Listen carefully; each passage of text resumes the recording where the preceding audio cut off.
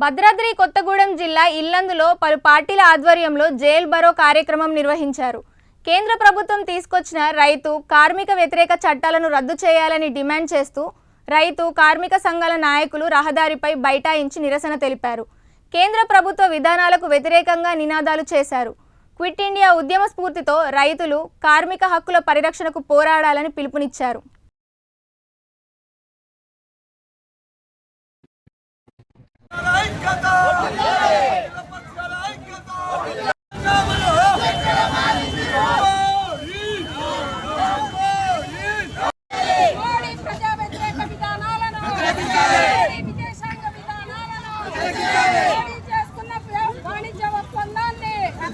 వ్యవసాయ రంగాన్ని దెబ్బతీసే వాణిజ్య ఒప్పందాన్ని కార్మిక కర్షక సవరణ బిల్లును విద్యుత్ సవరణ బిల్లును వ్యవసాయ రంగాన్ని దెబ్బతీసే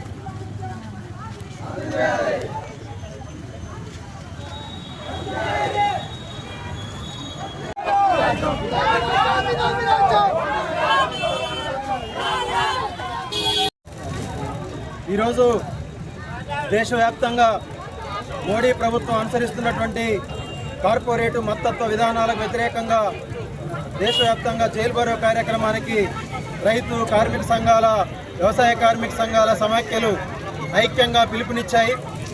ఇవాళ దేశవ్యాప్తంగా జైల్ బరో కార్యక్రమం క్విట్ ఇండియా స్ఫూర్తితోటి విజయవంతంగా జరుగుతూ ఉంది.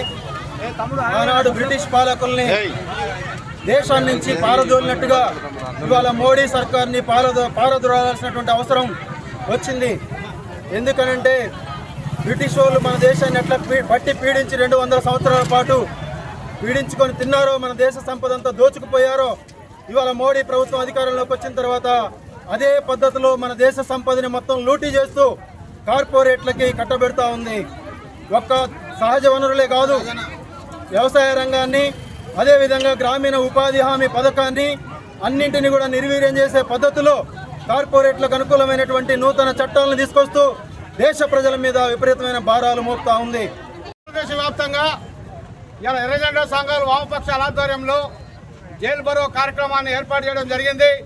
దాని అనుసంధానంగానే ఇవాళ ఇల్లందులో ఉన్నటువంటి అన్ని కార్మిక సంఘాలు, రైతు సంఘాలు, మహిళా సమాఖ్యతో సహా అందరూ కూడా ఈ జైల్ బరో కార్యక్రమానికి హాజరైనందుకు వాళ్ళందరికీ ధన్యవాదాలు తెలియజేస్తూ, ముఖ్యంగా మనందరూ తెలిసి ఇలా భారతదేశంలో 142 కోట్ల మంది ప్రజలు ఇవాళ ఆలోచనలో పడ్డారు. ఇవాళ ఉన్నటువంటి మరి కేంద్రంలో ఉన్నటువంటి మోడీ ప్రభుత్వం యొక్క వైఖరిని ఇప్పటికీ మనం చూస్తూ ఉన్నాము. మరి ఆనాడు స్వాతంత్రం కోసం అనేకమైనటువంటి ఉద్యమాలు చేసి కులాలకు మతాలకు అతీతంగా ఈ స్వాతంత్రాన్ని సాధించుకోవాలనే ఒక ముక్తకంఠంతో ఎంతోమంది నాయకులు ప్రాణ త్యాగాలు చేసి ఈ స్వాతంత్రాన్ని మనం సాధించుకున్నాం. స్వాతంత్రం సాధించిన తర్వాత అనేకమైనటువంటి ప్రభుత్వాలు ఇవాళ కేంద్రంలో పరిపాలన చేశాయి. కానీ ఆనాడు ఉన్నప్పటి పరిస్థితుల్లో ఇవాళ మోడీ గారు 12 సంవత్సరాల పరిపాలన చూస్తూ ఉంటే ఆ రోజు మన స్వాతంత్రం తెచ్చినటువంటి స్ఫూర్తి ఏదైతుందో అది ఇవాళ ఇది అలా మనకు ఎదురు తిరిగి ఈ భారతదేశాన్ని మొత్తంగా హోల్సేల్గా అమ్మేటువంటి కార్యక్రమాల్ని పార్లమెంట్లో చట్టాలు తీసుకొచ్చి అనేకమైనటువంటి చట్టాలు తీసుకొచ్చి ఇవాళ కార్మిక వర్గాన్ని అనేక రకాలుగా ఉన్నటువంటి 140 కోట్ల మంది ప్రజల మీద ఎత్తిభారం మోపి ఇలా చట్టాలు తీసుకొచ్చి నిర్వీర్యం చేస్తూ ఉన్నాడు.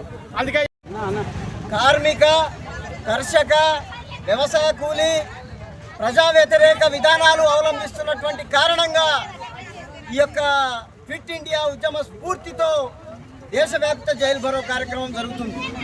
ఈ జైల్ బరో కార్యక్రమంలో ఎస్కేఎం అంటే ఏఐకేఎస్, వ్యవసాయ కార్మిక సంఘాలు,